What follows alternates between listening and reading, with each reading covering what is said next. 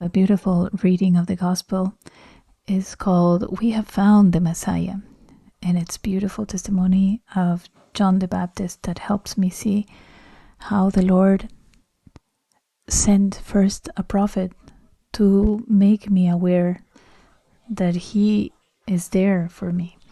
And this prophet is anybody in your life that brings you a testimony in their lives that the Lord is there with them, is working in their lives. So this is a word of a lot of hope, and it's wonderful to listen to this word. And we are going to also have the explanation of the priest with the enlightenment that the priest brings to the church. I really feel that he does a marvelous work explaining these readings, and touched me a lot. It did touch me a lot what he said, and I would like to share it with you today. So we're going to begin with the sign of the cross. In the name of the Father, and of the Son, and of the Holy Spirit. And this is a gospel from John, from 1:35 to 42.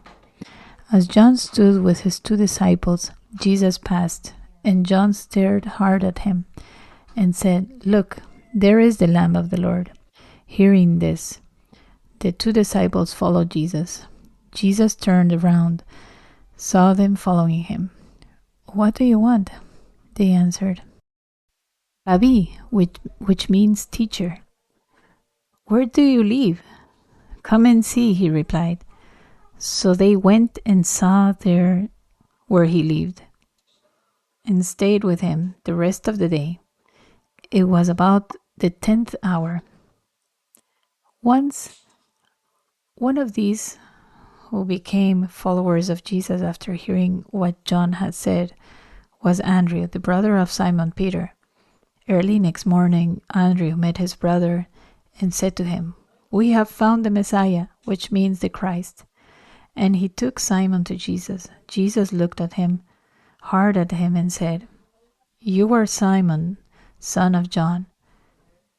You are to be called Cephas," meaning rock, the gospel of the Lord. And now we're going to continue with the homily of the priest that I so much like, and also explains this beautiful reading for us. Dear Lord, send us your Holy Spirit so that we can open our hearts to receive this word of hope that you have prepared for us. This is what the priest said. The feast of the Epiphany is approaching, which is the manifestation of the Lord to the world. This is what Epiphany means, which we celebrate. Let's say in various aspects as well, in the baptism of the Lord, in the manifestation to the pagans with the 3 wise men.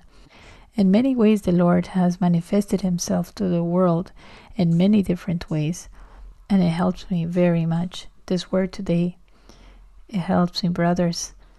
All the first reading that says that everyone who does not the work of justice, it is not of the Lord. If you do not love your neighbor, your brother, it is not of the Lord. It is of the devil. In this way you will recognize the children of the Lord and the children of the devil. So it means we have to be sincere. If today you cannot love your neighbor, you are children of the devil. And what is love? It is to give your life for the other. It's not feelings, it's not tickles in the stomach, it's not gifts, and are not kisses. To love is to give your life for the other. That is why to love is not easy, because always we want to save our life for ourselves. That is why we need the Lord to act, to be a child of the Lord. The Lord makes us his children.